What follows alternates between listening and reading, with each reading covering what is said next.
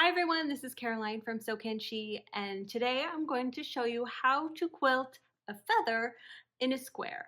This is week 6 of our color by number quilt along, where we are quilting this whole week, one block at a time. Each time you'll get to practice your design in a block 12 times, and it's a great way for us to quilt a beautiful quilt and get some free motion quilting practice along the way.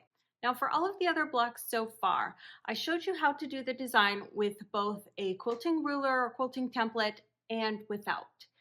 For quilting this feather in a square, I am not going to use a quilting ruler, but I do have the ruler foot on my sewing machine because I'm going to use my quilting ruler to help me stitch in the ditch very straight as I travel from one of my squares to another one, and you'll see how that's done. So if you choose not to use a quilting ruler on this block and you just want to use your regular free motion foot, that's just fine too. So let's take a look at this feather in a square. The bottom of my feather spine is down here, and I stitched up in a curving motion to create my spine and then back down, and my spine is about 1/4 inch or less in width here.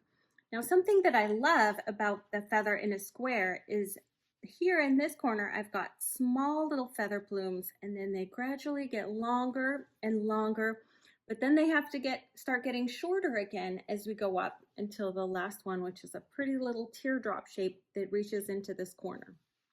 So the feather in a square has a very unique shape. Now, I don't know about you, but I have never quilted two feathers exactly the same. So I kind of love to see how my feathers turn out. It's kind of a surprise every time. I don't have the same number of plumes on both sides. I don't worry about anything like that. I just kind of love to see how the feathers grow organically as I quilt. So what we're going to do with this is we're going to do it similar to this one. I'm going to start out by quilting a curve S shape up here for a pretty curved spine, and then I'll quilt back down to the bottom. Then I'm going to start on this side, and I'm just going to go out and make a nice teardrop shape for the bottom, for the first little plume here on the bottom. Then when I quilt feathers, I quilt the rest after the first one on this side. I quilt them in pairs of 2, and I kind of think of it like feather A or plume A and plume B. So this would be plume A, and I quilt around, and plume A connects to the one before it. And then plume B, I think of backtrack, and I'm going to backtrack around before I start plume B, which comes around this way. So I think it will make more sense if we just get started. So I'm going to quilt my next feather in a square here in this little square right here.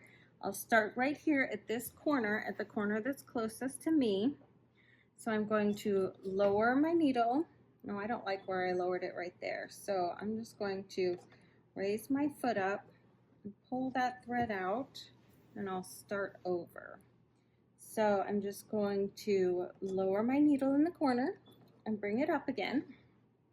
Then I'll raise the foot and pull out my bobbin thread here. And now I'm just going to sew a little bit to secure my stitching right here. I've mentioned before that when I do free motion stitching, I like to set my sewing machine on 3/4 speed, so then I can just put the pedal to the metal and I don't worry about how fast the needle's going. I'm going to concentrate on how fast I am moving my quilt here. So I'm going to start out by making that nice little curved spine. And I stopped here about 1.5 inches away from the top corner right here. So now I'm just going to work on making the spine come back. And there's the other side of the spine. So now I'm going to go ahead and quilt my first little bottom plume here in a little teardrop shape. And there we go. Now I'm going to quilt my feathers in pairs of 2, and so feather A is going to come out and connect with feather B. And you see I backtracked around here, feather A a little bit, and then I start feather B. And And as I brought it back to meet the spine, now I'll go ahead and quilt another feather A. And I'll reach out. You see, this is a long one that had to come out in the corner. So I like to plan my little feathers here that they come within 1/4 inch of the edge of the square. So here's feather B, and then another feather A, and then backtrack for feather B. And feather B here connected right to the tip of my spine. So I know that it's time to make the little plume at the top of the feather. So I'm just going to go ahead and do that. All right, now I'm going to travel down one side of my feather, and I'll go ahead and I'm just going to quilt the other side.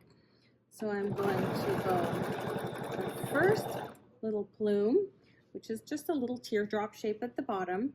Then plume A is going to come out and connect to it.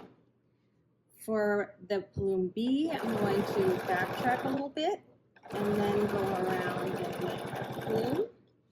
Then another plume A,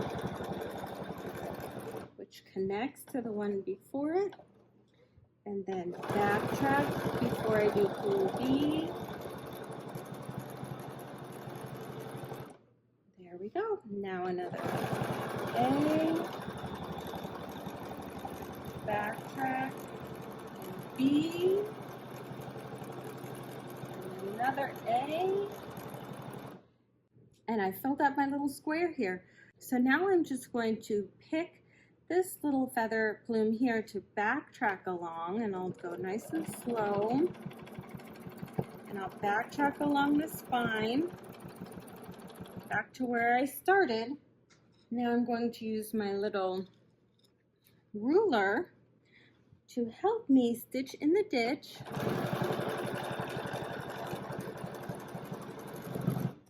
till I get up to this corner here where I will start my next feather.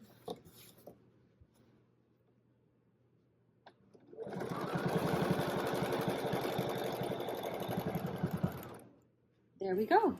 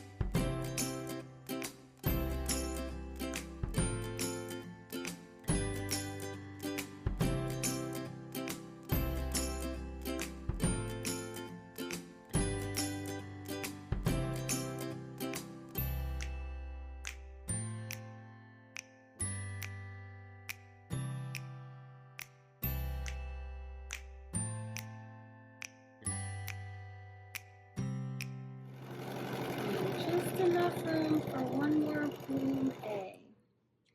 So now I'm just going to stop here. Instead of traveling down here, this is actually where I want to stop because believe it or not, I am done. I did so much work last night. I had so much fun quilting these little feather in a square that I've run out of squares now. So I'm just going to, a few stitches in place there.